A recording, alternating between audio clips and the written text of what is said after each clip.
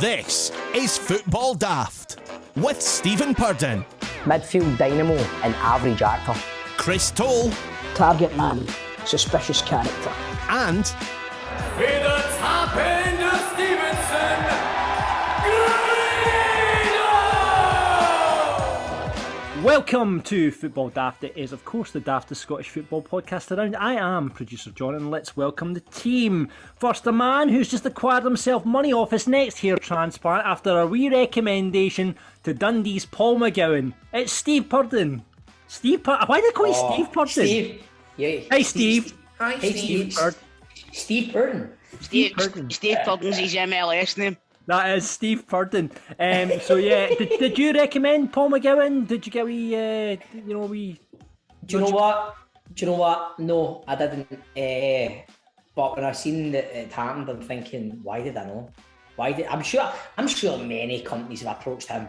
Surely, Honestly. God. To turn that around, that's good for their CV, innit? Getting that sorted, fuck's sake. That's true. Like you were saying, Grado. I mean, do you think it's just been going for ages. Like people have just been nudging him, going, "When are you fucking going over to Turkey, pal?" Like I was saying, he strikes me as the type of guy that goes, I don't give a fuck. I don't care. So my hair's fine. What are you talking about? So Who's the I'm man with the problem? looking at a transplant. I actually feel bad for the way I said that there about the guy saying it wasn't. Was it that bad? Aye. Oh, it was awful. Oh, it was horrendous. What if he's listening to this? That's all right. Do you think he's just caved in? You think he's just finally caved in and went, oh, fuck it, I'm just going to shut these guys up. I'm just going to go over to Turkey and get it done. I think he's the kind of guy who does listen to this and go, I don't give a fuck. Well, you can see that from his hair from a couple of weeks ago. Now a man who we discovered last week eats a Kit Kat in the most barbaric way possible. He doesn't split any two fingers. He eats it as a whole. It's Chris Toal. And he's frozen. He's frozen. I hope, please get the video version of the podcast just to see the way that Chris is frozen on screen right now. It's a beautiful thing. He might return to us in a minute. And of course, two amazing screenshots I've got of Toal frozen, man. It's like a montage. I've got the first one, he's like that, now he's like that. Oh, he's away, man. He's gone now. And that man there, he came very close this week, very, very close, becoming best mates with Alan McGregor. This could have been a thing. Grado, how are you? I mean, you were gutted. You could have been best mates by Alan McGregor by this point. I made an arse of that. You get invited to these things quite regular, and I just thought it was away in Edinburgh. It was a weeknight. Tuesday night, and I thought it's going to be the usual fucking sitting at a table with Colin and Justin or something. It's never going to be. You know what I mean? It's the same mob that turn up to these things. And the next day I woke up and fucking McGregor's there filming St Phoenix, and I just thought, oh, could have been at his table, man, pestering him all night, man. Do you know what, man? I don't think you need to worry about this again, because see the way you've described the things, man. I don't think you'll be getting invited again anyway, mate. No, I do. It's a good. Listen, that's, do you know, that's a total wrong way to look at it, because awards like that, it's not about me going to kiss arse Rangers players. It's about recognise the heroes of Scotland or the. So why didn't you go then? What? Why did you not go then? It was a Tuesday night, Toal, I'm being honest. It was a Tuesday night, mate. That's what I said. I emailed back saying it's a Tuesday night. Why did you go and enjoy myself? I did meet the heroes. I mean, Alan McGregor's a hero himself, isn't he? So, Lulu turned up for it. I couldn't believe that. I saw a picture of Lulu. Aye. Oh, Lulu. good Rangers man too. Staunch. Yeah, she turned up for it, which was very. Wonder she renewed her ticket this season with Grado, man. Aye. Well, back in the day, there's like footage here for back in the day getting right in about it. Of Lulu getting stuck in a boot, aye. In the league last season, she didn't have much to shout about. No, I tell you what. Hey! Oh, very good, Chris. Very good. He's back, by the way. He's unfrozen again. Sorry about that. That's quite cool. I don't know, man. I'm going to fucking fling this hero thing out the window. It's not fucked up at all until last night when I was doing the movie podcast. That's a Great Scott Cinema Club movie podcast. There it is. I love it when you do that. Right, last week, boys, we were chatting about delivery room disasters. Remember that? And a few people have reached out with theirs. Ricky got in touch first of all, said not the most dramatic story, but the missus had a very long labour, over 3 days, and it just happened to be Christmas. So the brilliant nurses gave us a full turkey Christmas dinner. Poor lassie was in far too much agony, so I got to eat 2 Christmas dinners. Boost. Brilliant. He sent the photo as well. It looks alright for a hostel dinner. Oh, the dinners are alright, Bob. In a hostel? There's some of them. There's some hospitals get it transported up from Manchester. That isn't good, but a lot of them do it in house. Did you get when you were going through the labour? Did you get a wee bit of scan, Grado? Did you? I think I got a. Do you know what I got? I got loads and loads of pieces because one of the caterers, one of the women that worked in the kitchen, shouted me in and she put hundreds of pieces and cold meat and stuff like that in my bag, so that kind of kept me going. I just ordered. We just ordered the McDonald's, man. After I've been sitting for about 2 days after Nicola got induced, it still wasn't happening. We ordered the McDonald's, brought it up, wait to get stuck right into it, man. I meant to take it out of the labour ward, man. Oh, I get 2 bowls of soup. Christmas Eve, man. 2 bowls of fucking soup. Crusty bread with it. Kid, no, I didn't even get a slice of the old shitey as that pan off. They always say, don't they, that women once they have their way in that, and if it's all calmed down once they get their cup of tea and toast, it's meant to be like the best toast I've ever had in my life. It always looks nice. I know, you know what I mean. Obviously, as a guy, you'd never love to be pregnant and go through labour. However, that would be. I would like to know what that toast tastes like. I think it's probably on a par with like the whole fuck. I mean, I'm not saying it's on a par, right? None of us guys will ever experience what women go through, right? Mm-hmm. But it's like when you go away on holiday for like 2 weeks and you can't wait to get back and get the curry for your favourite Chinese or your favourite Indians or something. Aye. You know what I mean? I know you're away for 2 weeks. You've not had one for about 6 months. Exactly. You went on holiday. But when you come back for your holiday, you're like, I tell you what, I needed that. I needed that. You know what I mean? As if you did daily. Aye, mate. Nicola's wee cousin, right? Years ago, Nicola went her hen do, right, and her wee cousin. She's older now, obviously, but she was a lot younger then. I think it was her first trip away, right? And she always was following her apart and all that. Nicola said to us, after like 6 hours in Benidorm, right? After 6 hours, she's like, I'm just dying for a curry. Now, it's as if she's pure wanted to say that. She's wanted to experience it. I think Toal's nose again. I've not. Sorry, I was just listening to your story there. Polish Rangers gets in touch, says delivery room story, said my wife went into labour with my firstborn. It was a long labour in the suffering general. On the first day, I was thinking, great, Wayne will be born. I can fuck off to the match along the road for Rangers Panathinaikos. That was back in 2008. Well, as it got closer to kick-off, still no sign of the wee man making an appearance. Brutal. I was trying to listen to updates on the radio, not on live TV back then. Then about midnight, her contractions started picking up and the midwife brings out the gas and the air canister. Well, by the fuck, the wife rattled into it and thought she was in a party because I had the radio on playing music. Give me some sort of that, I said. Long story short, after 6 canisters between us, the wee man was born on Valentine's Day at 9:15 a.m. What a night stroke. That sounds gallus, man. That sounds like a good laugh. Yeah, did any of you get a shot of your thing?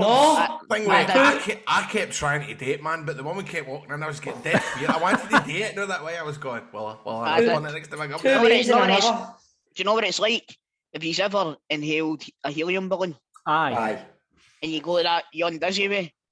Aye. That's what it's like. That's exactly what it's like. Would that be the same gas? Because I remember one time, it was Rangers in Barcelona, 2007, I'm on Featherweight. I think I've maybe spoke about this before. I ended up, all my pals were lifting me up because I had an empty rate. It was when I was young, and they dropped me, right? And see, the next day I was driving about. Now you see the wee car ambulances that they've just about in the last 10, 15 years, right? And I pulled the guy out. And I was like, mate, last night, man, my pals lifted me up. But they dropped me, and I bet I said back, he's like, where do you stay? Tell him my address. He says, right, go up the road and we'll get something sorted. So he's got to jump along and maybe examine me next time. Right, man, see, 10 minutes, I go to the house, my mate, 10 minutes later, flashing lights out my front door. I was like, oh no, man. I was like, fucking hell. And I was like, I better sit down. So I'm sitting down and they're come running in, everything all right. I'm like, aye, it's a bit saying that next bit. My mate's taking this great photo, right? They put the mask on me and they think they went out to get something. I just remember sitting and looking at my pal going, this is fucking too far, man. With the gas mask on, I'm going, mate, this is fucking, I feel terrible now. You know, I would take to the hospital, so they put me in the wheelchair and gave me the fucking blanket on. Fucking hell, man. You fucking cart it in, kind of the way all the folk in the street are out on their flip-flops. I'm going. Jamie Bolton's and all that one. Oh, I hope our Graham's alright. Oh, looks a bad one. We'll come back. Anyway, the point of the story was...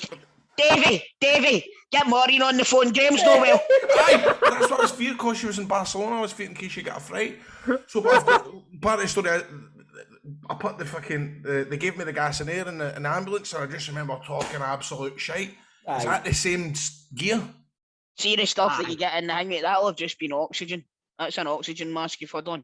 Right. Gas and air's they gave me, but in the hangway, in the ambulance, they gave me this thing, and I was I felt as if I could have told them my darkest secrets. Aye, that's exactly what it is, man.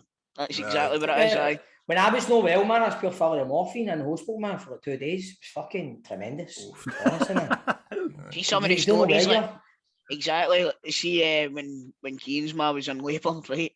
They gave her the morphine, right? And a guy came in and came back out, and she's like, he was trying to sell me stolen SIM cards. And I'm like, what? Like, see, like the dentist videos that you see when they've got the Novocaine in them and all. Honest to God, that's exactly what it was like, man. She was talking absolute pish. Don't get me wrong, that was no fucking change for her. I mean, she talked. And Chris is frozen again. Oh. Right, next story comes from Penman. Fucking hell, man. Next story comes from Penman 1994. He says, 6 years ago, my oldest daughter was born in Larbert Hospital and we had a wee student midwife. Anyway, the birth was quick and everything went perfect. To cut a gruesome story short, as any birth can cause, there was some damage to my Mrs. Flower Pot. So, the nurse stitches her back up and I'm standing there not knowing where to look. As the nurse finishes, he asks me, how does that look? I just panicked and said, aye mate, looks reminiscent. Aye mate, looks good. Reminiscent of when a barber shows you the back of your hair when he's finished cutting and you just go, aye, that's great mate, that's great. I think it was Robbie Williams that says, witnessing your child being born is like watching your favourite pub getting burnt down. But I know. Has anyone here ever said, when you've been in the barbers and they've shown you the back with a mirror, has anyone ever said, no mate, that's fucking shite mate? I know. I don't get anyone in the history. Has ever said, it's like autopilot. It's like, even before the mirror kind of comes close to it, he just like, that's great mate, that's brilliant, that's great, that's brilliant. See, I had a trainee guy doing my hair the day, and I asked, has MD ever actually said to you, oh man, that's fucking shocking, you need to set that again, because he's a trainee, and he said a couple of weeks ago he thought he had one, because the guy, he put the mirror behind him, and the guy went, oh my God, I bloody love that. He says, mate, you shouldn't have left that pause had me gone there. Oh my God. See when it comes to the barbers, boys, right? Do you think there's an etiquette? I've discussed this before, right? Because you go into the barbers and you're basically the next hairdresser that comes along, you're put in the chair, right? Unless I would suspect, Grado, you go to like fucking Taylor Ferguson or some shit like that, do you? I go to my sublime Rafa, I always get him, it's nobody else unless he's on holiday like this week he's in Ibiza. When you're in the barbers, right, it's potluck, isn't it? There's good guys and there's bad guys, and then you get called to the chair and you're like, fuck, it's the bad guy. Do you think there's an etiquette that you can't say, can I just wait? Bad guy brand, man, that's where I've been a few times. Bad guy brand. That's my pal, Jamie. Aye, I know. He said that a few times, man. I kind of got a bit of wrestling chat with him and all that. But no, John, my sister-in-law has done my hair for years, and occasionally if she's on holiday, I'll go down to Bad Guy Brand down the parade. Okay. But I know what you mean. It's like, what's her name always does it when I go to Bad Guy Brand? What's her name of the blonde hair? Kaylee. Kaylee Fades. Aye, Kaylee Fades does mine. We shout out for Kaylee Fades at Bad Guy Brand. Aye, good business. So, better you go advice and book your haircut and not just go potluck with the barbers. Right, Chris, there's no birthdays, but we've got more wedding chat for the sing song here. And this comes from our patron, Ross Johnston, who reaches out and says, could I request Chris does Still Into You by Paramore in the style of Tina Turner? Me and the missus were supposed to get married on the 2nd of June, but all got screwed due to COVID. Keep up the good work, lads. Are you aware of the song Paramore? Still Into You, Chris? Am I aware of the song Still Into You? Yes. I can fucking play a part in the video, son. Right, okay, Chris. Tina Turner doing Still Into You. Take it away. And count the years on one hand, that my friend, girl, I need the other one to hold you, make you feel better. Oh, fuck, I forgot it. I tell you what, I'll give him the chorus, right? Go to chorus. I should be over all the butterflies I'm meant for you. And baby, even on the worst night, I'm into you. Beautiful. And I wonder how we got this far, 'cause I don't really need to wonder at all. After all of this time, I'm still into you. There you go, Ross. That is a good song. I was wondering what song that was, but that's the one that kind of dated, isn't it? It's a cracker. Mate, do you know what that reminds me of, man? It reminds me of us doing Panto and now the dance version of it, and we were dancing about like fucked it in the dressing room one night. You just bought the big speaker out of John Lewis and we put Still Into You and we were jumping about daft in the dressing room. I don't know if Rangers had one or we were going out. I don't know what it was. But we were I think George Bowie does a remix. Yeah, it's fucking brilliant. That's the one we were dancing about to. There you go. Can't remember George Bowie. The big plug for George Bowie there. Right, okay. If you want a song from Chris, I'll send up to the Patreon. That'd be great. Patreon.com/Football Daft, or get in touch with us via Twitter. What's been happening in Scottish football? Well, we talked about it last week. Jack Ross finally appointed as manager of Dundee United. Looking to continue the good work that Tam Courts did there. I didn't know, as I say, since returning to the top flight, United's finished 9th and then 4th, and then that's the first time they've been in Europe for a decade. Interestingly, I mean, they didn't score a lot of goals last season and ended up 4th. No. Do you think he can better 4th with United? I'm going to go out on a limb here and say no. Yeah. I think that's the reason why Tam Courts has done one. I think he's peaked. I think he peaked. Yeah, because we suspect Hibs will be stronger next season. Aberdeen will certainly be stronger as well. So, you know, it's a tough ask to go 3rd. I mean, it's a tough ask, isn't it? Mm-hmm. I think it's... Sorry, mate, on you go. I see Dundee United, if they get money issues and all that. No. Why you ask?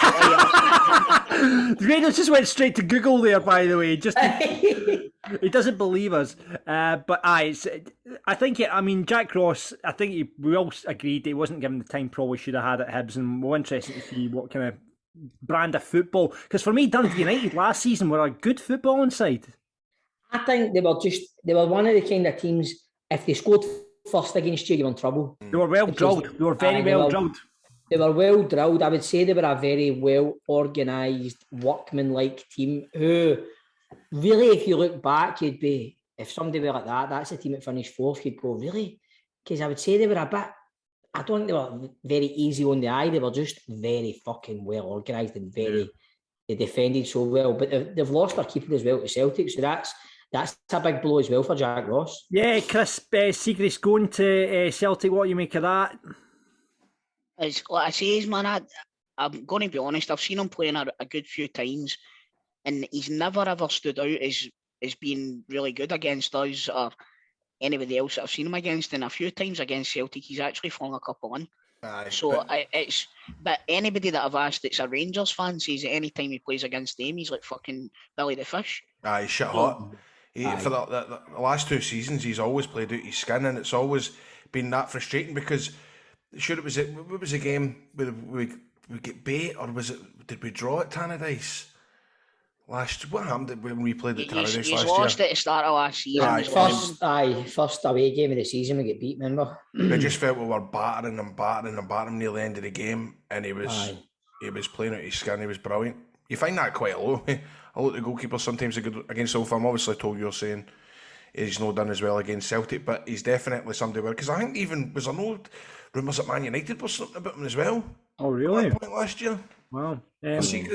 So I think he is a decent goalkeeper. He's a good backup. End of the road for Bain, do you think, Chris? Oh, we've got Barkas is away, isn't he? And we've got Hazard should be coming back for his own. So Either Hazard's going to leave or it's going to be Bain, but we need 3 goalies. And I think Bain's not going to settle for it. Surely the third goalkeeper's a young goalkeeper. Bain gets on his way, and the third goalkeeper's a young up-and-coming goalkeeper. Toby Oliviami or something his name is. Yeah. Forgive me if it's a mispronunciation, I apologise, but he comes with a good pedigree. He's the England number 1 in his age group and stuff like that, so he must be a decent goalkeeper. Yeah. You know what I mean? So I can see. I actually would have thought that he would have moved up to second in line. I didn't think we would have signed another goalie unless we were going for one for backup for him. Yeah. So I know you've probably got written down for later on in the sheet, John, about McCrory and McGregor, but that's the kind of same scenario at Rangers. I was going to ask you. I was going to move on to that, guys. Are you guys happy with McGregor signing a 1-year deal, or would you have been quite happy for him to go out on that Scottish Cup final day? It surprised me, but to be honest, I thought he was going to be retiring. Maybe I wouldn't. I'm not going to sit. I mean, there's a lot of Rangers fans really. I'm not saying about McGregor, man.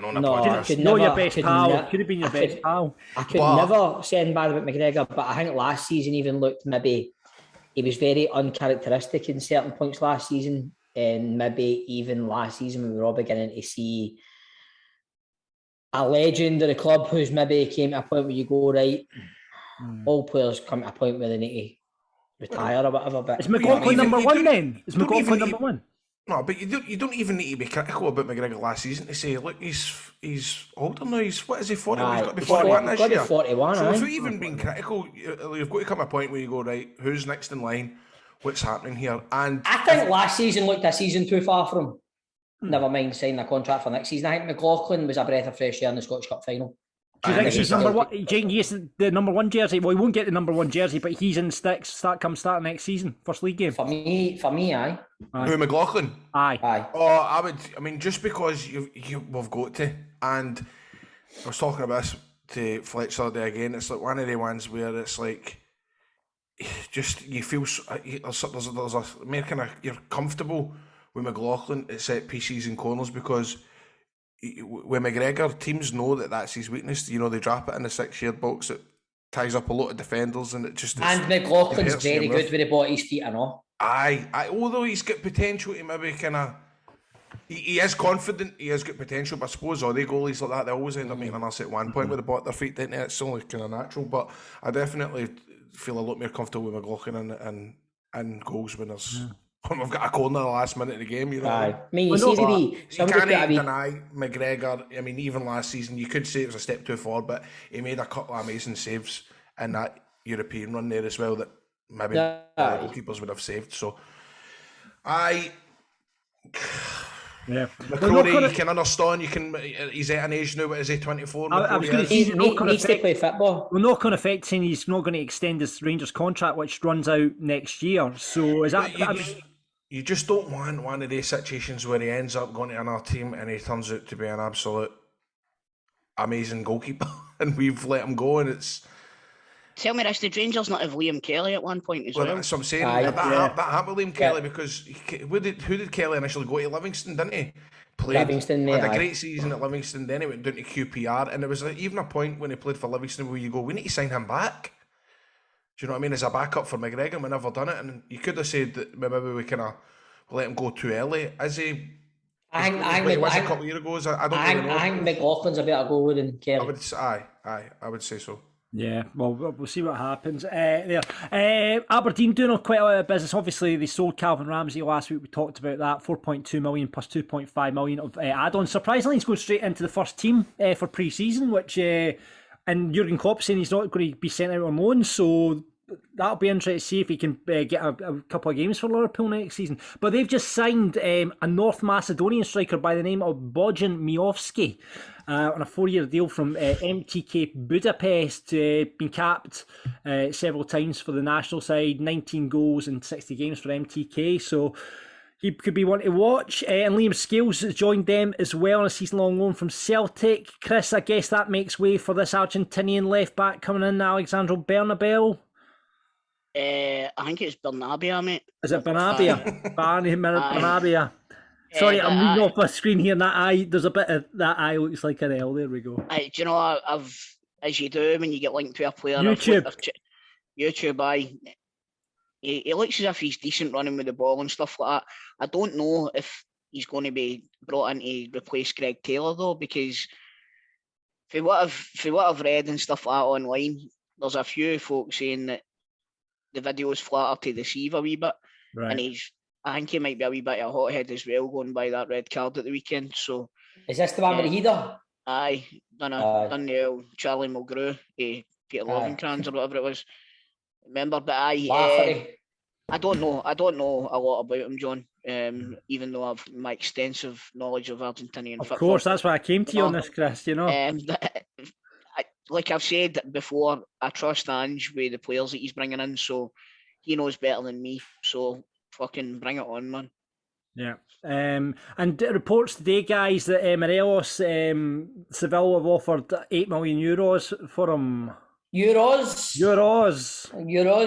That's been dismissed, isn't it? It's been dismissed. But what kind of if someone what kind of money would you start dealing on Morelos considering we've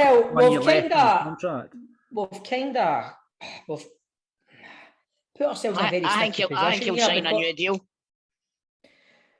Well, this is a thing. We've put ourselves in a very, very sticky position. I don't know why we keep doing this. We keep letting players' fucking contracts run down, and we get to a point where they need to go one way or the other. And you kind of get held to ransom then, because a team's not going to come in with as much as what you'd want to get for the player, because he's only got fucking 12 months left in his contract. So he either signs a contract or we need to cash in. Is he really only 1 year left in his contract? I feel as if Morelos signed a contract like a year ago. That must have been... It's maybe just been improved terms for him, Grado. Right. Yeah. Is that what it is? I mean, like not a contract extension, just improved terms. So I remember there was a point where he signed about 3 contracts within a few months of each other when he first kind of came to Rangers. So I think there's going to be a few ins and outs. I think Rangers. There's going to be a few players leaving. I mean, the thing is, at this point, I mean, it's like everyone's obviously clamouring for signings, I guess, at Rangers as well. But do you think that all the players are on holiday at the moment? There's not a lot of business. Even when you look down to English Premiership, there's not a lot of business getting done, is there? No, not really. I mean, is Rebo's Manny's away, isn't he? Well, Manny away to Bayern. Manny away to Bayern. Is a Rebo season definitely finished now, aye? I think he's got all 5 games. He's got a couple of games of 5s left, and then he should be all right, man. Well, that is... Oh, hey, but by the way, do you know, we're apparently going to sign a 16-year-old for Millwall. Is it Millwall? Signed him. Lovies. Aye, he's 16-year-old. Signed him, aye. That'll replace kind of Rory Wilson leaving, going to Villa. But to answer your question about Aribo, he's actually playing in the Legends tournament at the Hydro. So. Right, on to the daft stories, boys. Would you like to hear the age in which Hangovers from Hell start? Would you like to talk about the fact that only one movie from this century appears in the top 5 films according to IMDb? Or would you like a game of Football Daft Fortune based on things parents say no to? I could tell you the one for this century. Right, go. IMDb. The Dark Knight. Fuck you! I was going to have you get you going with that one. But was Fingman on it? Would you call it that one with the raw blue? Avatar. That was last century. No, that wasn't in it. No, Avatar's. Wasn't it? You're right, Grado. You're right. No, Avatar's not even in the top 10, I'd say. Aye, because although it made a lot of money, it's not actually that great a fucking film. No. I would go as far to say it's not even in the fucking top. Right, I tell you what. Why don't we have a game of football fucking focus or whatever you call it, football fortunes? We'll try and name a top 5. Right, don't look at the paper. I could tell you right now. I must admit, I have seen one. I could tell you because I'm on IMDb all the fucking time. I could tell you number 1 is Shawshank Redemption. Shawshank. Number 2 is The Godfather. He's looking. No, look, he's I'm not fucking looking then. I'm on IMDb all the time. Shawshank, The Godfather. It'd be The Dark Knight, and then it would be 12 Angry Men, and there's another one. Godfather Part 2. Godfather Part 2. Stephen's nailed it. Stephen's well played, mate. Oh, Camden. Right, okay then. Well, let's get pure thing, mate. But unfortunately, Stevie, it wasn't your turn. Right. Honestly, see me on holiday, man, and it was the fucking. Now you have the mad games at night. when the kids thing's all done and then they have like a mad quiz thing. See, when it comes to movies and music, Nick, I was like, I need to get away from you, man. I'm pure fucking shouting at things. That's something with the wrestling entrance theme song game. It's just like that, Grado. It's just like that. Right, okay then. Well, let's talk about hangovers then. Apparently, a survey is saying that the bad hangovers start when you're 34. That's when the really bad hangovers start. That's when the 2 day. I agree with that. I just turned 34 last week. I think in my 20s, not that late 20s, early 30s, it was never as bad as what it is now. It's not so much. See, no, I don't think it's so much the waking up with a CT. It's waking up and feeling fucking depressed. Aye, the doom. I hate that. Yeah. The Richard. By the way, I tell you what, you could put your mobile phone in another room, sit in a room with a case of beers, nothing else around about you, sit, tan the case of beers, wake up the next morning and be like, what did I do last night? Oh my God, what did I do? And there's no, it doesn't matter, it's a depressant. Alcohol's a fucking depressant, that's a thing. So yeah, I kind of wake up right sometimes if I've been out in a clan or that and wake up and I've got the pure heavy fear. But see, when I've got to feel like Grado's saying there, I get depressed and I start turning out in a clan going, I'm sorry but I put you through in my 20s now.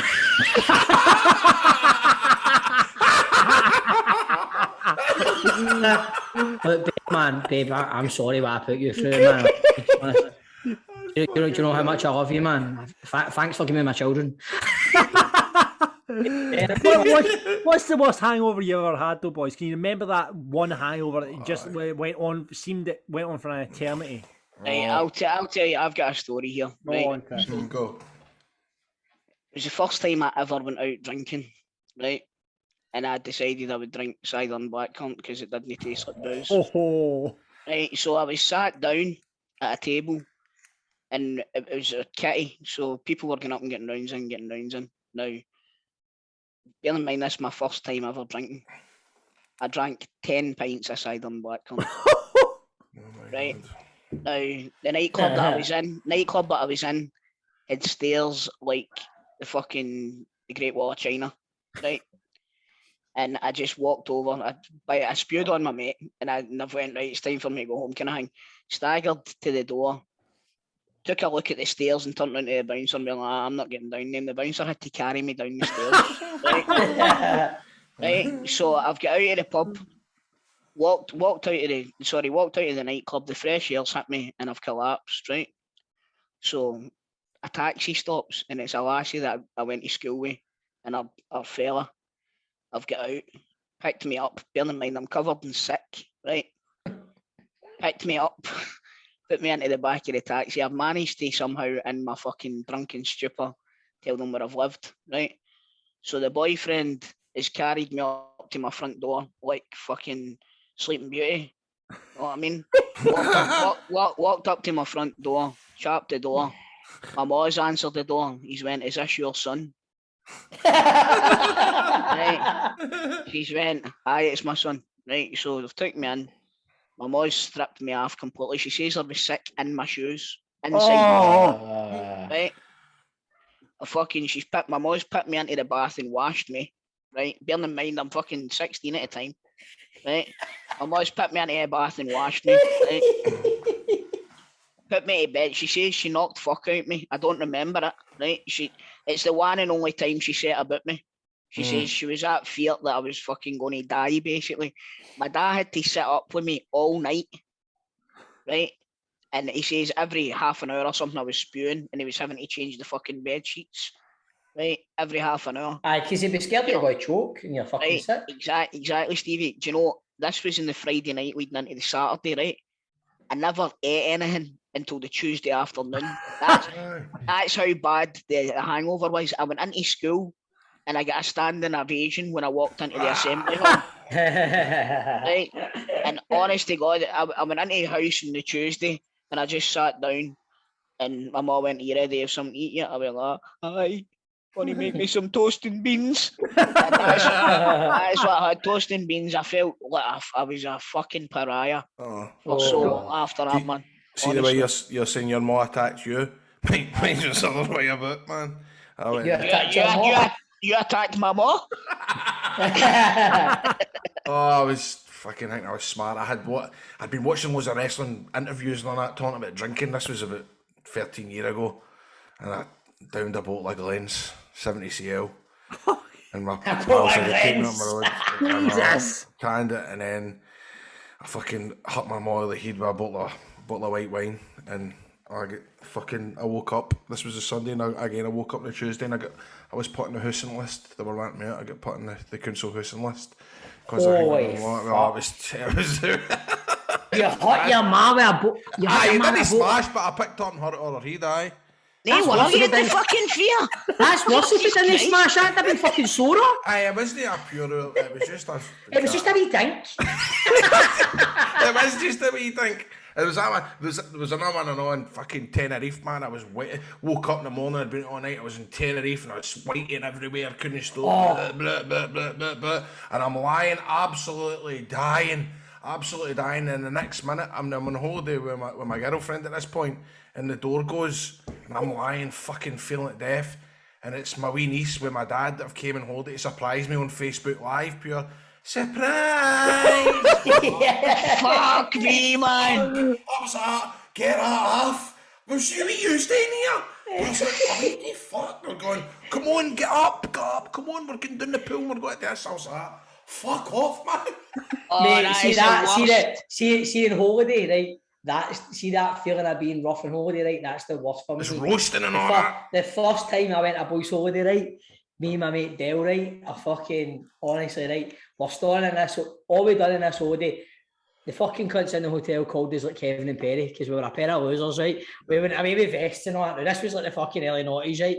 Fucking arms like fucking sparrows, man, like fucking vests on, I think, or something, right? Get steaming in this Rangers pub all day, every day. Went back, me and him fell out, like you're saying, hot each other with bottles, not arguing, fighting. He went to his bed. I was out in the fucking balcony with music on, but it was a man security guard in the hotel, right? This big, it was in Malia, so this big Greek cunt, it was massive, right? And he's shouting up, right? Turn down. I'm like, no. He's like, turn down. And I'm like, no, this guy's obviously going, this guy's just a wee dick, right? And he's just walking dead slow, right? And my mate Dell is in the fucking room, he's not talking to me. And I'm smoking fags and listening to music. He literally walks up the stairs, gets to the tap, and I'm looking at him, and I'm no budging. And he just grabs me and goes, fuck you, right? He smacks me, right? My mate Dell now the sliding doors, right? And I think my mate Dell's not opening it. He's just opened the curtains, but he's still got the door shut, going, you're nothing but a big bully! You're just a big bully! So in Greece, you can't flush toilet roll to the toilet, right? So I've woke up the next morning, right? Feared out my box, my face is fucking agony, right? Because this cunt's ladled me, right? I've got the fear, man. I'm going, I feel horrible, man. And I feel really bad. And I get in, man. And I'm trying to wait it, and I can't wait it. Dale hasn't fucking put the toilet roll in the bags. There's just shitey toilet roll sitting next to him, man. I'm going, fucking faces on it. My face is louting. I'm seeing his shite over the toilet roll, man. Oh, no. The worst, man. Just out of interest, Stephen, was this when you were in your 20s and had to apologise to the club? Aye. It was, mate. This was my early 20s, man, so I had a lot of apologising today, man. Sorry, Nicholas, sorry. Every so often he phones Dale up like, Dale, I'm sorry about that holiday. I apologise, man. Brilliant. My big bully. Dale's feel shouting, you big fucking bully! At least they put you back on good terms, eh? Mate, he didn't come out the fucking hotel room until the big fella was at the other side of the hotel complex, man. He's fucking scared to come out and get me. Brilliant. If you've got any stories of your lads' holidays, we'd love to hear them. Get involved at Football Daft Pod on Twitter. Right, this week, Football Daft Focus could go one of two ways. We could be speaking to my brother David, who has just got the South Stand at Falkirk renamed after Ken McAllister. We're waiting to find out. Or it could go another way. We're hoping to speak to the Twitcher who saved Grado's penalty, who we had a bit of beef with last week, and he's absolutely bealing about this. So I really hope we can get this guy on. So hopefully we'll be speaking to him on Football Daft Focus. Why is it so hard to get? On the big question, we're talking strips, but we're not talking your club strips. We're talking about other club strips that you think are pretty decent. We'll be doing that. Grado's got 3 riddles. We'll talk moments of the week, and we're going right across the pond for another edition of Soccer Daft to find out how our MLS sides are getting on.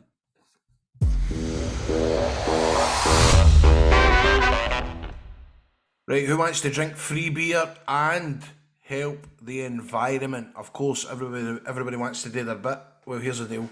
Simply cover just $5.95 for postage, and Beer 52 is going to send you 10 free beers, and by claiming this offer, you're going to be supporting some awesome environmental charities. Go to beer52.com/daft.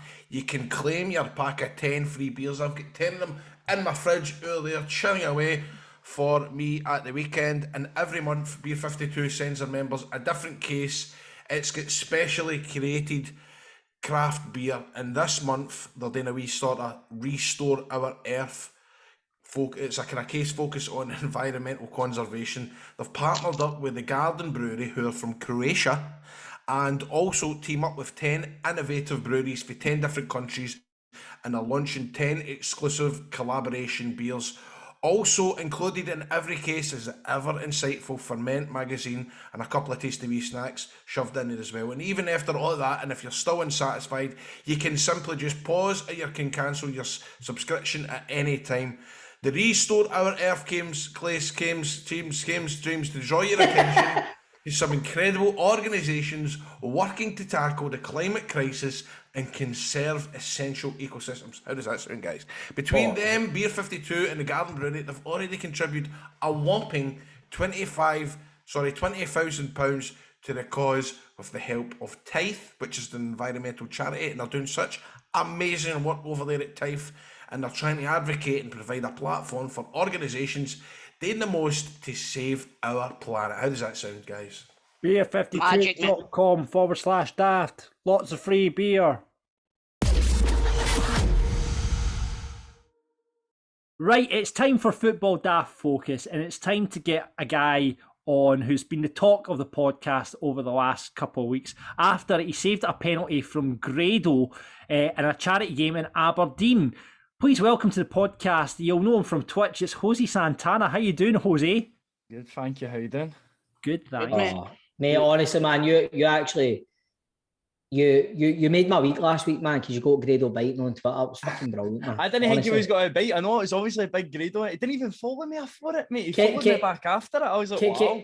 See, before we go in, mate, can I just congratulate you on what a cracking save that was? Thanks, mate. Thanks. By the way, walk down to your bottom left. That was tremendous. What a cheers, save. boys. Cheers, boys. Cheers. Grado, do you want to bring in? Especially when Grado was playing for his heroes, Aberdeen, you know what I mean?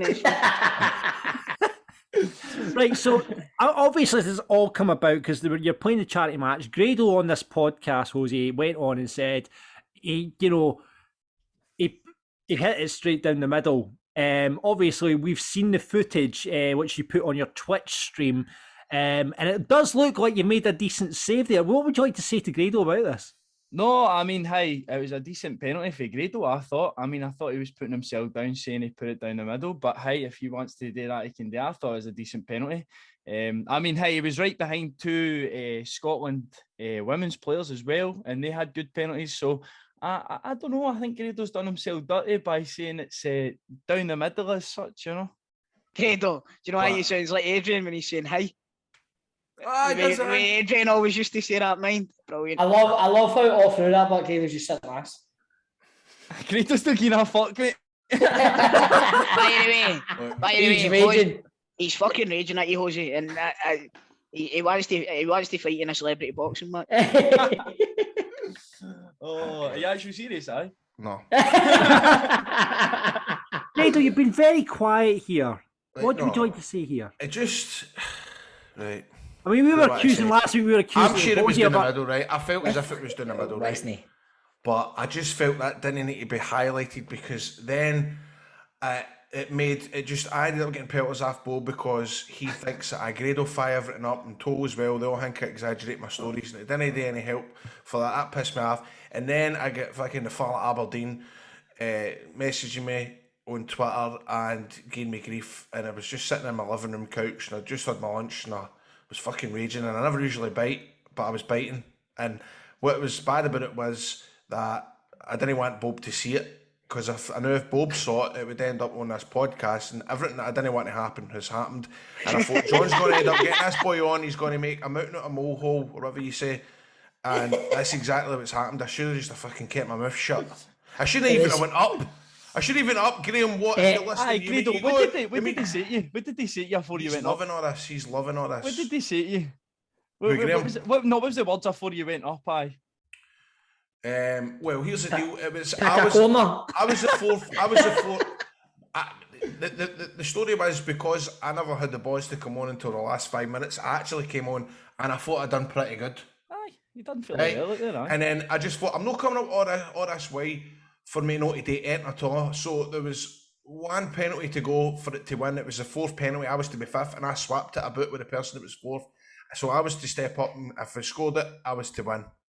And I went up and I fucking hit it straight down the middle. And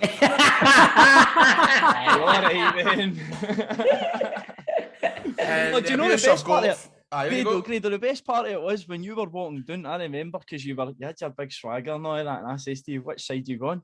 Did you I said, which side you going? And then you said something back to us. I said, I'm saving this. And you went, I will see about that then. No, do you know what I said?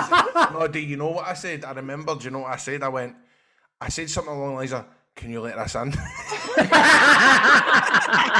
And you went, no, fucking no chance. That's what happened. It was right. Well, anyway, did you listen to last week's podcast? Because that guy up there, top left, I was sticking up for you. He goes, you don't mess with TikToks. Aye, some cunt said I live in my fucking Moz basement. Who's in Scotland? What's the fucking phone here? What house in Scotland has a fucking basement? It's a valid point. That must have been our MLS section of the show. Look at you sitting up there going, valid point. Just to clear up things, so do you still live with your ma? No, I don't know. I've got my own house. Right, okay, and you're not a virgin, no? Hey, Just checking. John, the guy's getting nearly 1 million followers on TikTok. He earns more than all of us put the fucking together. John, you feel shy yourself. Hey, you've shot yourself last week. You were going, I'm not. I made accusations last week. He's now proved that he doesn't live in his ma's house and he's not a virgin. So, but there you go. You want to ask him the same question? No, I'll stand. I'm not going to start any shite here, you know what I mean? I'm interested. How did you get onto the whole twitching thing, Jose? How did it all kind of start off? So I came back from America, basically. I was over there doing a football scholarship, and I hadn't graduated or done my degree or whatever, so I just went, fuck it, do you know what I mean? I may as well go on Twitch and see if it'll do anything for me, because there was a lot of people on Twitch, because it was during COVID.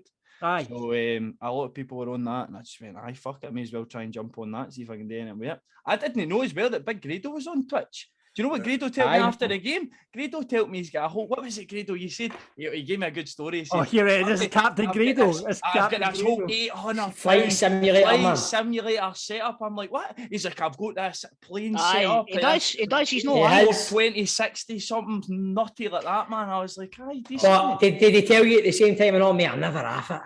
No, he didn't tell me that. Here's the deal, Jose. He fucking spent about $2,000 on it, right? And fucking played it twice and put it into the loft. Aye, but the reason why I didn't like doing it, and I've told you, and I think I told you Hose last week, is because I did buy all the gear, right, and I put on a wee pilot hat and I dressed up as a pilot, right, and I was started to live stream and I was enjoying myself, but I was watching the folk that was watching, and it was like folk in my street, and it was pure put me off. It was like my buds pals, men. Do you know what I mean? Some of them I don't really know that well, and they were sitting watching me, and I was like going, "Get off! This is for." Do you know what I mean? It was getting me a bit. I can pure imagine that, like finishing, going, Larry, I'm going to take a wee break now. Looking out your front window, cunt 2 doors of hangman, going out for a flag while you're off. Sitting there down the street like, sending you a DM when you get back home, trying to nip out your ass. And the guy 2 doors down, like, I get back in there, the fucking plane will crash. So you mentioned there you played over America. Have you played to a level with football, Jose?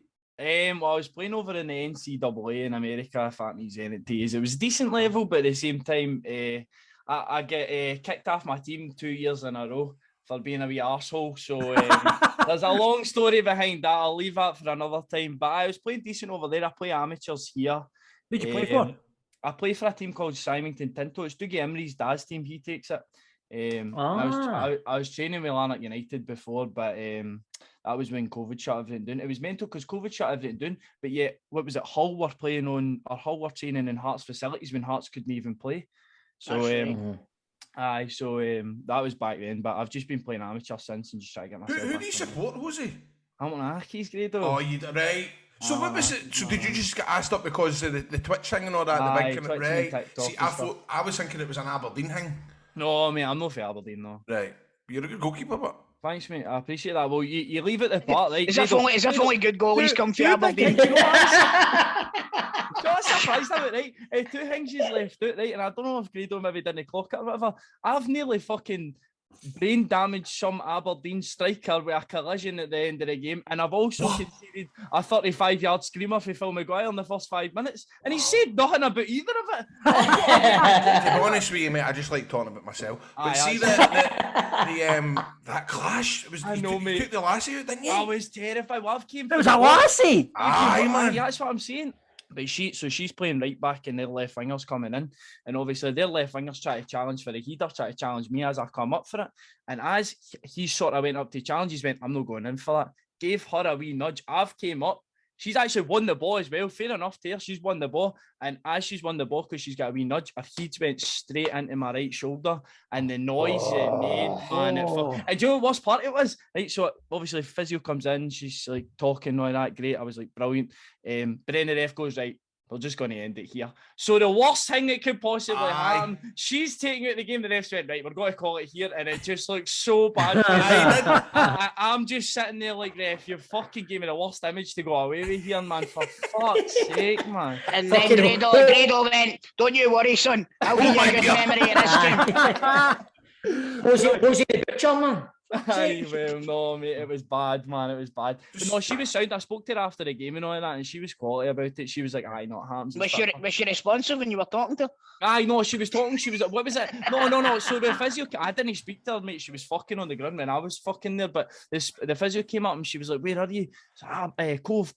And then she was like, what day is it today? And she was like talking after that. I was like, oh, thank fuck, because the collision.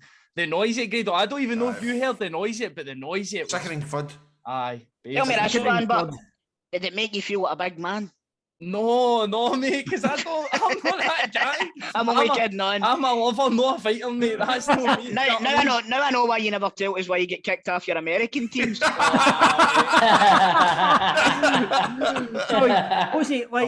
what games do you stream? Where can we get you?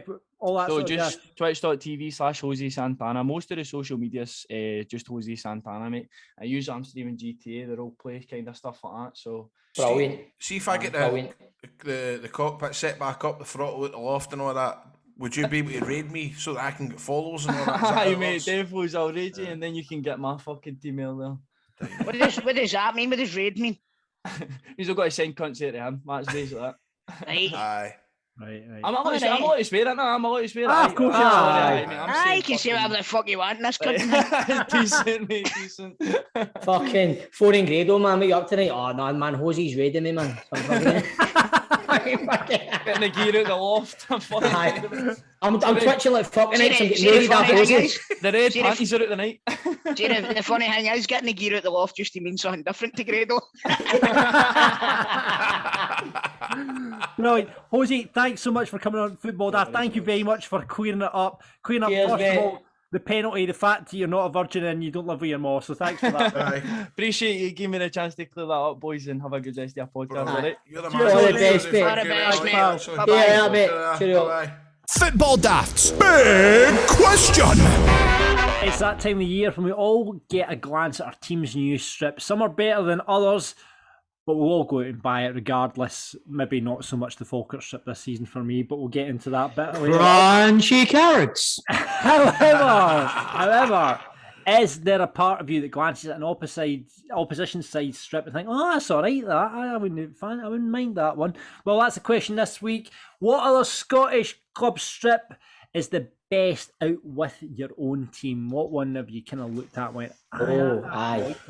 Do you know? I think it's quite hard. Does it need to be this season? Doesn't have to be this season. Can be any era, any decade. I've got one actually. Well, so I think it's hard nowadays. It's probably going to have to be like an old 90s one, because I feel as if all the strips now, it's all that Joma. You know what I mean? It's all, there's never really any. I don't think there's no originality, Grado. No, it's all like, it's like, rip it. So, and he's ever had a Scottish tap for our team, and he's ever let for Cambridge Slang Riddles. I had a Partick Thistle. Have you? Yeah. Cambridge Lang Rangers, the one they had out last season was a fucking absolute screamer. That's a junior team. That's about it. I'm going to be honest, guys. See this week's big question. I'm going to say no. I've never really Stephen, there must be one team. No another Scottish team where I go, nah, I don't. No, but you've got to look at the strip from a strip point of view, because I know you're a strip man, and you must go, because you must go, that's a decent strip, that. Nah. No in Scotland, I don't. Because I'm not allowed to say AC Milan, Real Madrid or Boca Juniors, because it's only Scotland. But in Scotland, no. I think your team's strip this season, if it didn't say crunchy carrots on it, it's a fucking nice, smart looking top. That is yeah, to be fair, I'll be honest here. Like Grado said, when you look back to the 90s, Falkirk always did have a nice tap in the 90s, that I would say. They did. They had one. The one that I seem to remember was like navy, and there's quite a lot going on, and kind of like fuzzy. Different blue, different patch of blue. That's my all-time favourite Falkirk. I have to say. Do you know what I've always quite liked? Dundee United's top. I've always quite liked Dundee United's top. I always think they do a decent kit. I like the Tangerine. The one they had maybe in the 90s, but it was like Belhaven one, Grado. What one? The one with Belhaven, the Belhaven sponsor. They were sponsored for a couple of years with Belhaven. No, the one he's talking about is the one with Rover on the front. And it's black with the orange pinstripes. I think I like that. My favourite one's probably North Sound Radio, Aberdeen strip. That is a cracker. It was red and it had like the kind of navy blue kind of. It looked like slashes or something. Do you remember that one, Grado? You're a big dog. Oh, do you know what? I'm even going to tell you. Oh, come on, Grado. You had that. I can't tell you. Is this going to continue the fucking theme? Did you? You had an Aberdeen goalie tap, didn't you, Grado? Have I told you that before? I fucking knew it, man. I knew it. Oh, wow. I bet you your granny bought you or something. It was my granny that bought me. It was Sports Division in Irvine, and the Living Design goalie tap. Living Design goalie tap was down to £3. And I was a mega goalie, and I was into goalies, and I was like, fuck, I'm buying that. I was only about fucking 80, 90. Neil Selders kind of era then, Grado, was it? That was a bit after Phil Selders, if I'm being honest. It was more, what was his name? Jim Layton. Aye, Jim Layton, he kind of time. David Priest. Michael Watt. Did you wear it much, Graham? I wore it up to 7 a size. I was a wee guy with my goalie trousers and the white socks. I can't lie, I did wear it. Can't get a bit like fucking Dimitri Karin. This theme has grown arms and legs. I was only joking. Certainly has. Right, listen, here's the punters coming in. Grant says Livy 2021, which is just a lovely, classy looking top. And Clyde Bank with the wet sponsor. P.S. Any info on a second-hand one? Hand me down. Let me know. Any info on a second-hand one, let me know. See, but honestly, I'm surprised I've not seen more, like, folk getting that rep. I bet you DH Gate would be able to do that. Clyde Bank, wet top. There's a guy on Facebook, but that does all the old Scottish taps. Don't get me wrong, it's like you pay full price for them. That's actually quite a nice tap, to be honest. Do you not remember that tap? Quite nice. It's just that. Remember the away one? It was purple. It was the same as that, but it was purple. That's right. Yeah. Alan has got in touch. He says, I always remember Morton having a tartan kit. Yes, mid-90s, which caught my eyes. That the one Brian Reid played for them, didn't he? And we signed him to Morton. Yeah. And that was a kind of tartan tap. I remember that one. I remember it as well. Eric Ross says, Singwell. apart from the colour scheme, I quite like the Hibs new top with the silhouette of the stadium in the background. I think that's quite smart. I think the Hibs top with the Easter Road in the background looks quite smart. There you go, Grado. It's a Joma number. Aye. And it's actually different. Do you know what? It's actually very reminiscent of the Adidas. Man United one. Remember the Man United Umbro one with Old Trafford in the background? Was it Newcastle United? Belter, man. That was a belter, was it not? I think I don't know if you sure. I'm sure that was Adidas and it was Newcastle. It was definitely Man United, the one I'm talking about, mate. Right, no, I'm going to hold you to that. I can't find it now, because, mate, I know my goalie taps. Oh, no, it's not a goalie top, Grado. It's not a goalie tap. All right. Sorry, I thought you were talking about all. But do you remember what I'm talking about? I know you won exactly the one you're talking about, Grado. The yellow goalie top, it was Srnicek wore it. Yep. And Rangers had one as well with Ibrox at the front of it. It was orange and with black shoulders. There's a fucking surprise. Right, I'll pick up this one then. Mick 95-96 Air United, made by the Air Collection, very 90s, and Ian has What Everyone Wants as the sponsor. What everyone wants! Whatever you see, you pay your money. Your price! I didn't realise Air was sponsored by What Everyone Wants. There you go. What everyone wants! And Mick won, winning a penalty kick shootout at the opening of Safeway in Ayr in 1996, which is out of Morrison's. Boys, honestly, we're talking about What Everyone Wants, Sports Division, fucking Safeway. I'm just waiting to go to bed tonight and hear London's Burning on the background, man. It's giving me the fucking fear, honestly. The soldier theme tune. Heartbeat. I'm going to go down the stair and there's a tin of soup been put out on the fucking table and fucking green grass is talking in the background and heartbeat. Honestly, man. Then I need to get a bath. Oh no, there's songs of praise on. Fuck. But mate, that's when telly was brilliant. Do you know what I mean? See, now you kind of need to even watch these. Apart from Love Island, which I'll give you as the best thing. How good is Love Island now? What do you think, right? What do you think is this? Remember, like when we were younger, you would hear the Heartbeat theme song and you'd get the fear for school the next day. Aye. Howard's wait for us. Sorry, I broke up there, Toal. Ask me that again. Say that again. I says, like, when we were younger, you would hear Heartbeat's theme song and that would give you the fear for school the next day. Oh, you know, what TV show do you think it is the now? That give the Waynes the fear for school the next day. It'll be the results of Britain's Got Talent. That's also on our X Factor, isn't it? Aye. That's what it'll be now. JC Sebo says new Motherwell home kit and the new Hibs home kit are pretty smart, apart from the colour of the Hibs ones, obviously. I'm guessing JC Sebo is a Rangers supporter. But ain't this, that's for... Oh, here we go. But ain't this, that's for sure. Nice tap, going for the PSG look. That sponsor, though, oh my fucking God, what the fuck. Talking about this year's Falkirk top, which is a good looking top. It is a fucking rip-off of the PSG top, really, man. Apart from the crunchy carrots. It's a belter. It's nice. Got the crunchy carrots. If you've not seen Falkirk's new sponsor, go and check it out. It doesn't look like a carrot. I think it looks like a slug.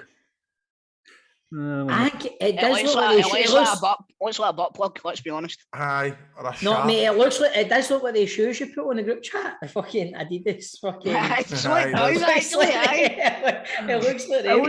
yeah, it does. What was that again? Was that a Gucci shoe? Gucci Adidas shoes. That's what that looks like. Yeah.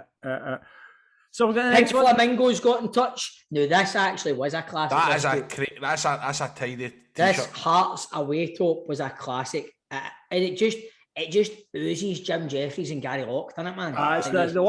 It's strange for Hearts to have. Well, it's light blue. It's the stripes with the light blue and the dark blue going down it. But Hearts always had blue as a kind of away colour. I think they have. They know. Last season they had a replica of that kit. Their away kit. So they did that. They done a copy of that one. But that Strongbow's sponsor, that's iconic as well, man. Yeah, absolutely. Aye, that's like fucking just Scottish football right there. And it's seen that Strongbow across that Hearts tap. Yeah, it's like that. The way I feel like that when I see that North Sound logo and all. So when Aberdeen taps, that's Aberdeen you get that sort of feeling, don't you? It's the one that gets maybe Aberdeen is 80 Mays with Kelly. 80 Mays. Aye. 80 Mays, aye, of course. And fucking McCoon's lager, but for me all the time. C.R. Smith with Celtic, man. C.R. Smith, aye. It's mad. That's a good question for next time, maybe. What's your favourite club sponsor? I wonder in about fucking 30 years' time, man, if somebody will go, that was football back in the day, crunchy carrots. that was Scottish football.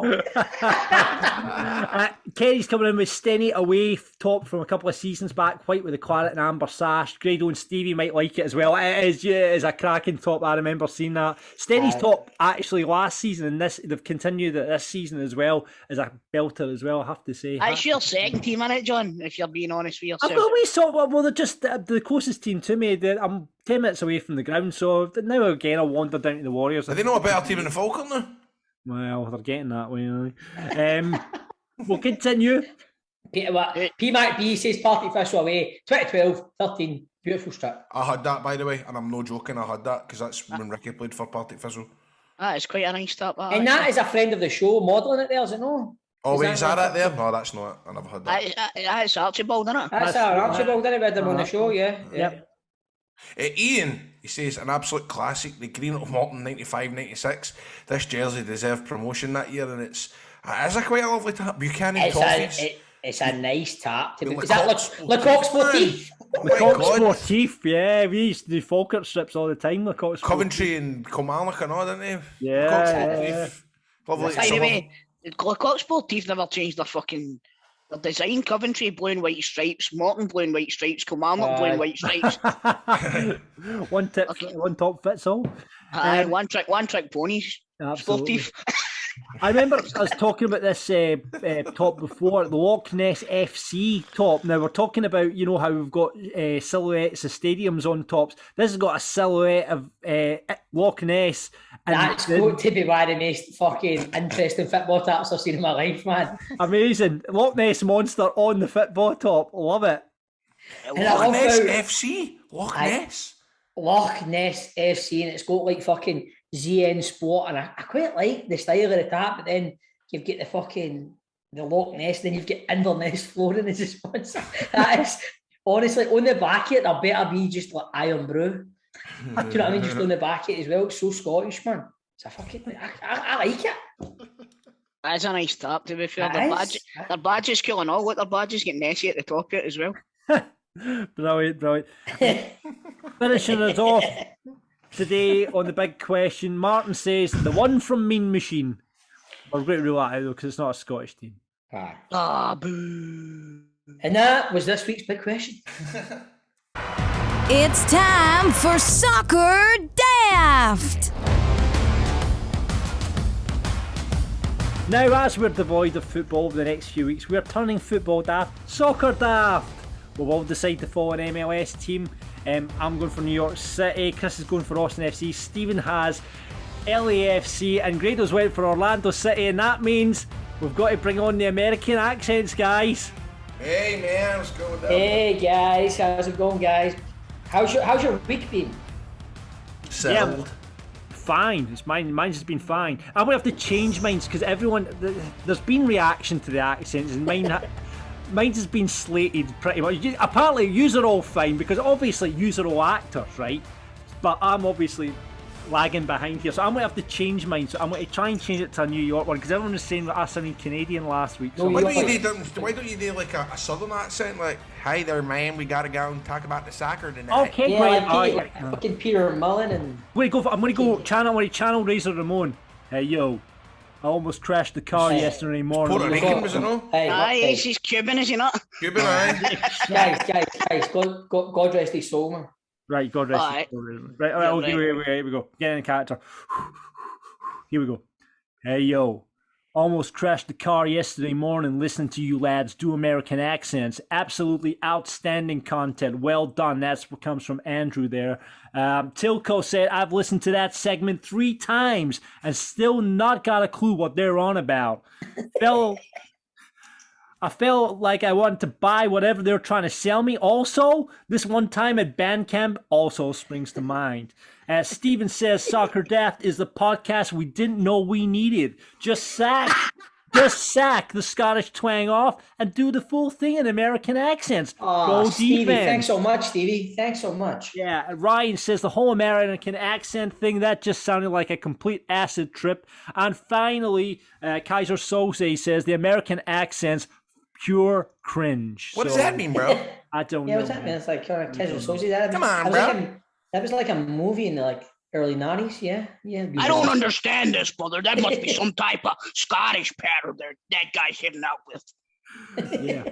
So let's head to Orlando first off. And our friend Graham over there. Graham, how are the Orlando doing? Yeah, well, we went 4 games on the trot without a win, but we managed to secure the victory. We got a good game going on with Houston. We won 2-1. We got 2 goals from Urk and Kara, who scored double trouble, baby. Double trouble, 2 goals. A little bit disappointed.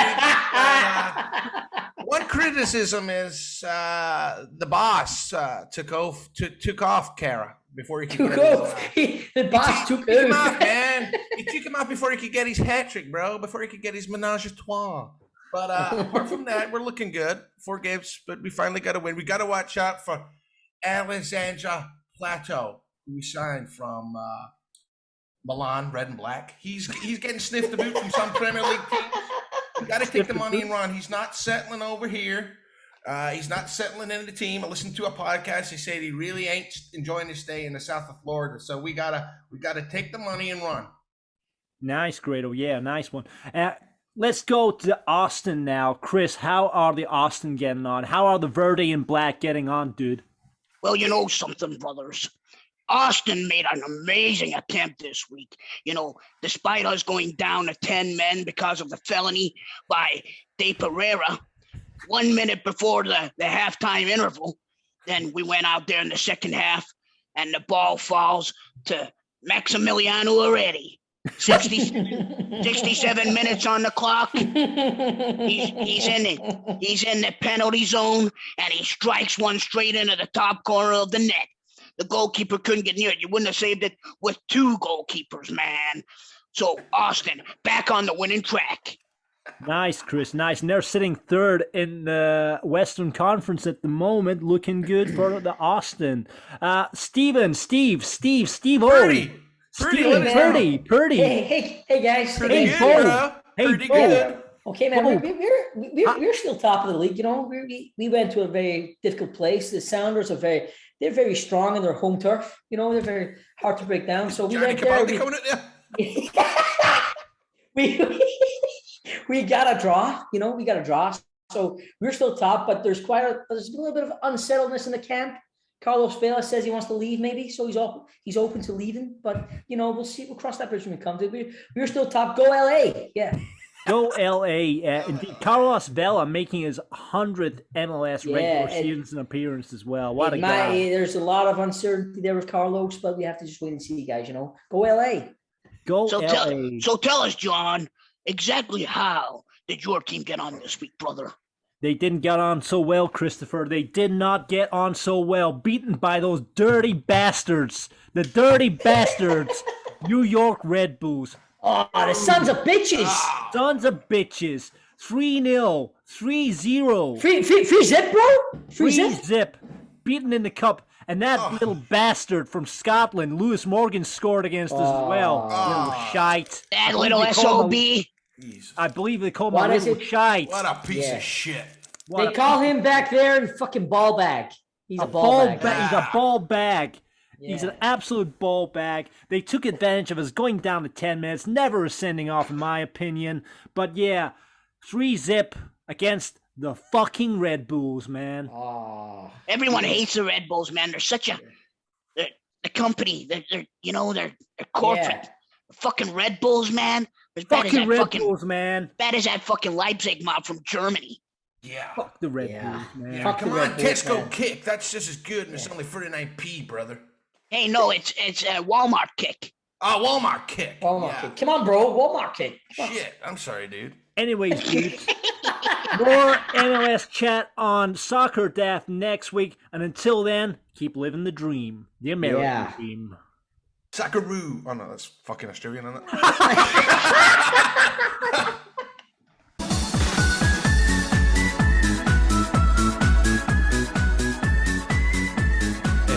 time for Grado's 3 Riddles on Football Daft.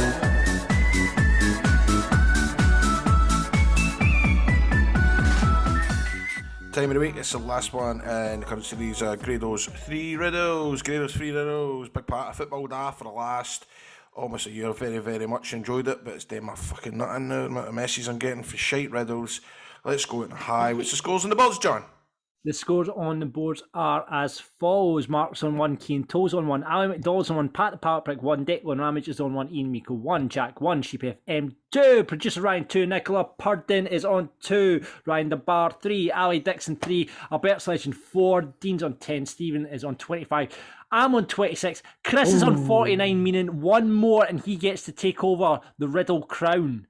But we've got last week's riddle to go to first, and this one everyone struggled with. I had to put it up onto the Twitter today, and someone finally got it. The riddle was from Bentley Esteban. It said, Shia LaBeouf's role as a wee boy similar to a tattoo. You guys didn't get it, did you? Remember? Right, so Shia LaBeouf's role as a wee boy was in the programme Even Stevens, so it was Stephen we were looking for there, and similar tattoo was Pearson. Oh, Stephen. Yeah, how is a piercing similar to a tattoo? Well, because you get them in the same shop, don't you? Who said that? You get haircuts in there and all, but you don't fucking hear anybody talking about that, do you? You don't. Yeah, what tattoo shop do you get haircuts in? No, but there's hairdressers that pierce your ears. There is. I can hold my hands up and say in the main street down the steps, there's a barber's who obviously cut hair because they're barbers, and you can also get a tattoo in there as well.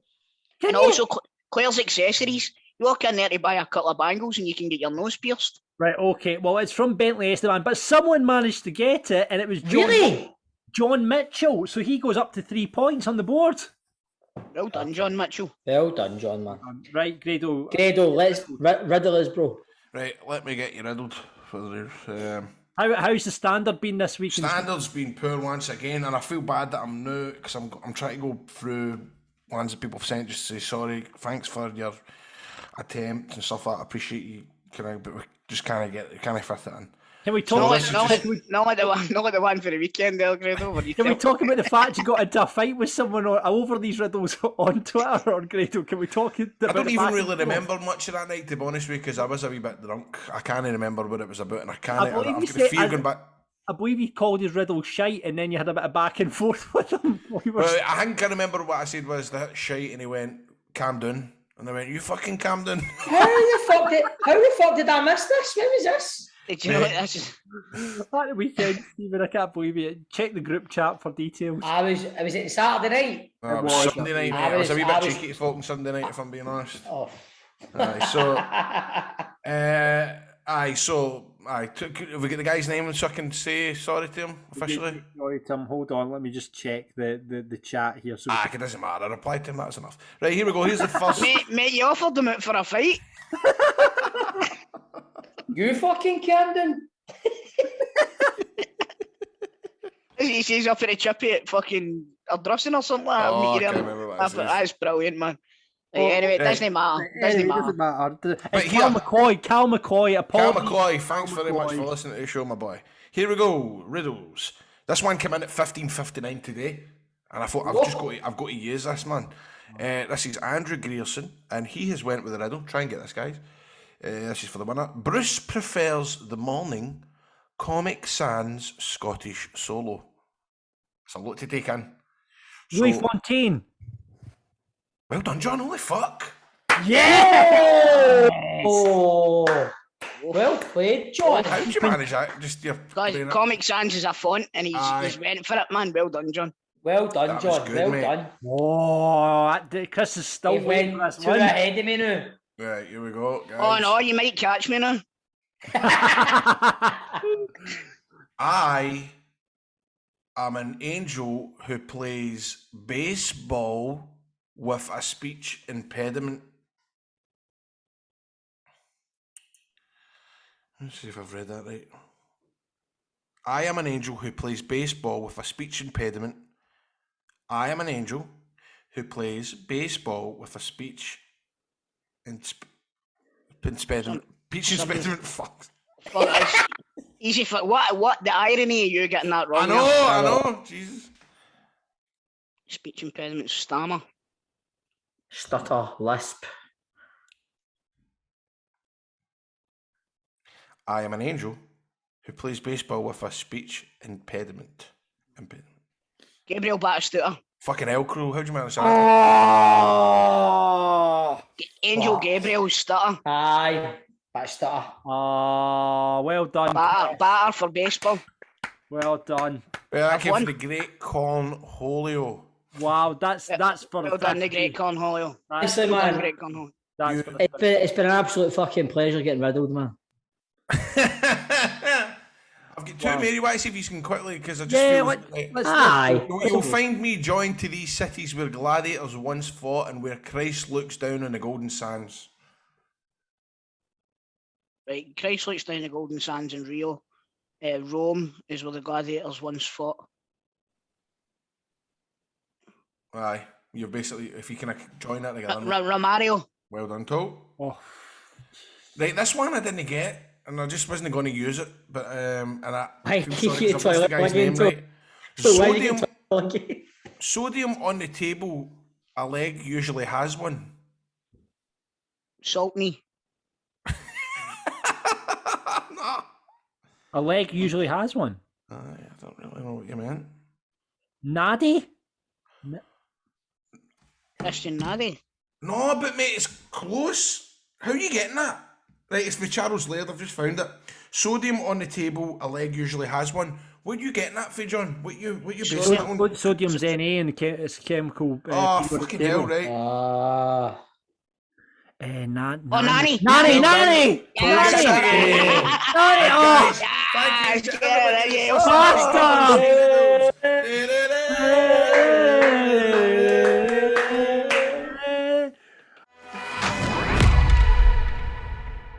It's time for the Football Daft moment of the week. Last week's results are in, and there was a landslide winner, but first of all, let's get to the runners-up.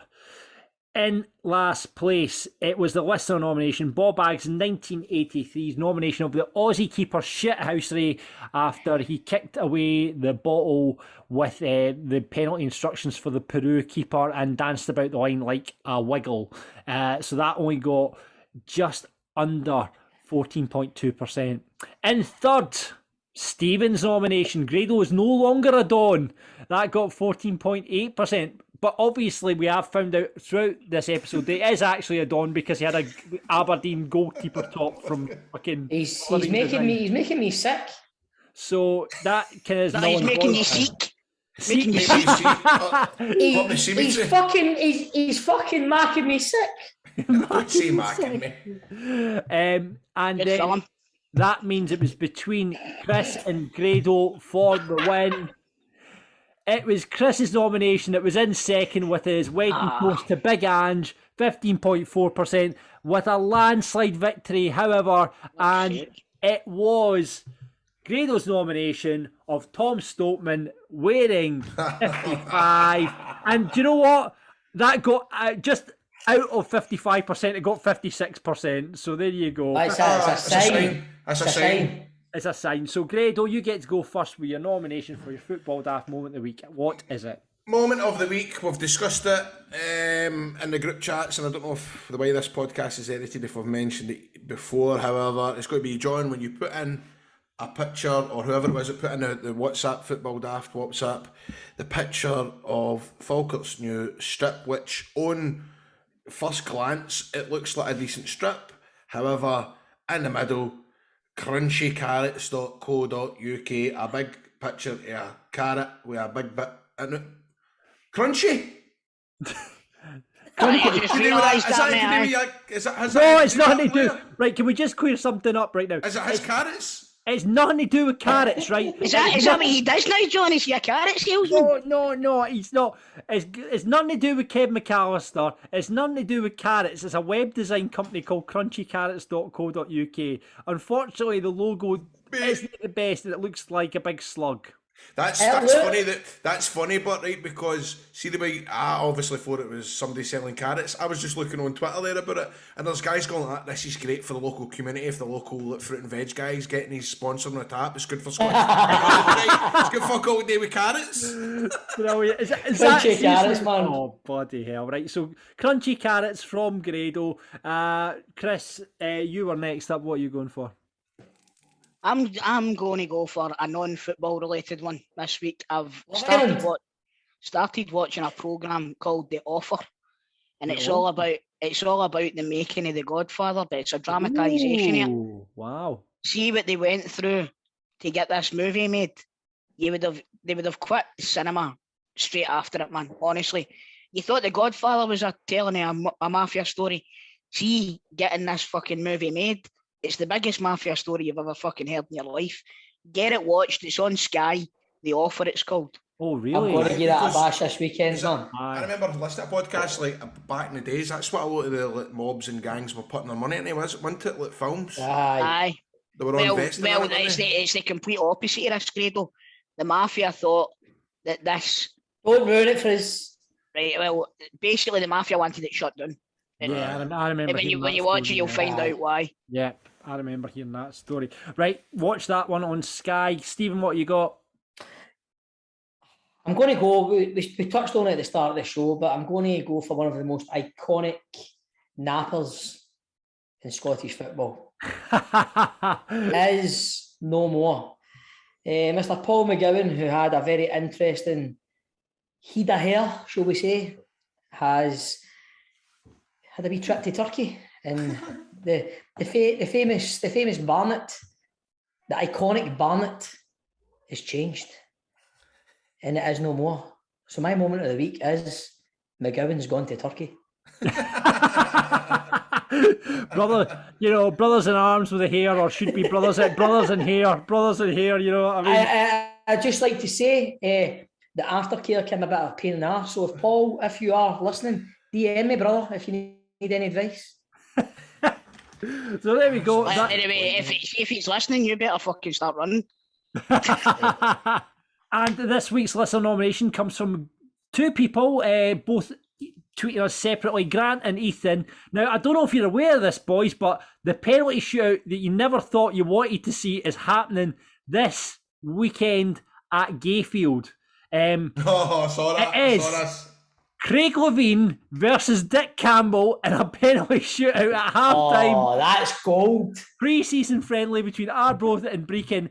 Dick Campbell and Craig Levein are going to be taking penalties at half-time. That is worth the admission ticket alone into Gayfield to see it. I'm thinking about making a trip up there. Is Craig Levein involved with Brecon now? Yes, he's a consultant, I believe it, or he's part of the board up there. Aye, he's part of the board up there. So there you go. Sorry, it's at Glebe Park, not Gayfield. This Saturday, it's Craig Levein versus Dick Campbell in a penalty shootout. What are they going to wear? What's that? What are they going to wear? I don't know. I don't know, but it'll be a good laugh. So there you go. Get yourself up there and check that out. So the Football Daft moments of the week are as follows. Grado. What was that I said again? Crunchy carrots. Carrot. Chris. Hold on. Carrot, dangle a carrot. What can I say? All carrot, nae stick. All carrot, nae stick. All carrot, nae stick. Chris, what you got? All carrot, nae strip. All carrot, nae strip. Does that make sense? Oh, fuck off. I'm fed up with this. Aye. Chris, what you got? An offer you can't refuse. Nice. Stephen. You muted yourself. McGowan's gone to Turkey. McGowan's gone to Turkey. And from the listeners, it is Campbell versus Levein. That is your Football Daft moments of the week. Get voting on them right now at Football Daft Pod on the Twitter. Guys, we're going to be taking 2 weeks off, or a couple of weeks off, just because of holidays. Grado's filming, Stephen's filming, so we're having a couple of weeks off, and we'll be back at the start of next season. But if in the meantime you want more content from this podcast, all you need to do is sign up to our Patreon, patreon.com/football daft. You're going to get Lots more content from the show up there in our absence on the podcast for the next couple of weeks. You'll see all the teammates up there, chance to be Rangers and Celtic Daft pundits. You're going to be able to get cameos from the boys if you want. You'll get first dibs of getting a song from Chris. All that sort of stuff is up on our Patreon channel now. Sign up, more features, more content coming very, very soon. But in the meantime, get involved, get your Football Daft fix. Patreon.com/Football Daft. That's it for this week's show. Thank you very much for listening. We're going to take a couple of weeks off now. I'm going on holiday. Stephen starts filming. Grado starts filming 2 Doors Down, and Chris is knackered. I'm going to chug myself into oblivion. There we go. Obviously, going out. Chris is wanking himself into oblivion. Fantastic. John, will you get a wank in Florida, mate? I would. No, I'm with my family, Grado. I'm with my family. Oh, what do you want to get wanks and none of your family are there? We'll not get into this. We could bring up stories from Grado's WhatsApp chat this week, but we'll not get into that, Grado, will we? Hey, listen, you don't speak outside of school. All right, exactly. Right, anyway, so we're off for the next. By the way, I'm still getting shit for that. I'm sure the listeners can guess what happened there. But listen, if you want more Football Daft content, as you heard before, patreon.com/Football Daft. We'll be back in a couple of weeks to the start of pre-season, really. Not far away now till the start of the season, is it? It's about a month away now. 29th. 30th of July. You guys go and make it along to any of the friendlies? I'll be there, aye. Yeah. I might head down to a couple of the cup games, the Rovers Cup games. Oh, good for you, Chris. Good on you. Why are you laughing? Good for you, Chris.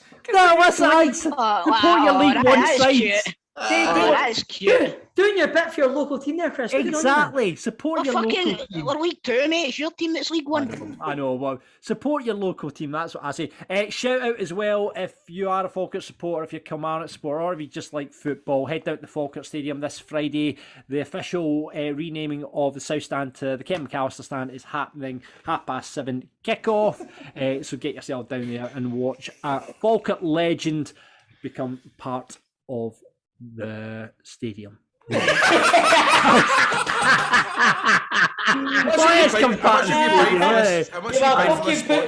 putting yourself to sleep there, man. I was trying to work out what is it. I was trying to come along. Imagine if they just put him in a case. Aye.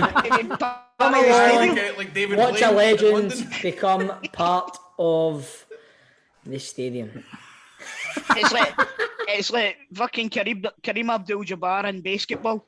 Remember, they've got the actual Kareem Abdul. I haven't seen it. No, I've not seen that. I've seen it, but I don't remember it. Thank you very much for listening. Talk about that in your podcast. Rate, review. That's the Great Scott Cinema Club podcast hosted by Crystal and Keezy. Rate, review the podcast on Apple, wherever you get your podcasts. We need to think of an episode title for this week. I'm going to put forward 10 ciders and black. What about crunchy carrots? Well, crunchy carrots. It's going to be crunchy carrots. Crunchy carrots then is this week. Crunchy carrots. Go name. There we go. Enjoy your 2 weeks if you're going on holiday, and we'll catch you on the next one. Audio Frontier.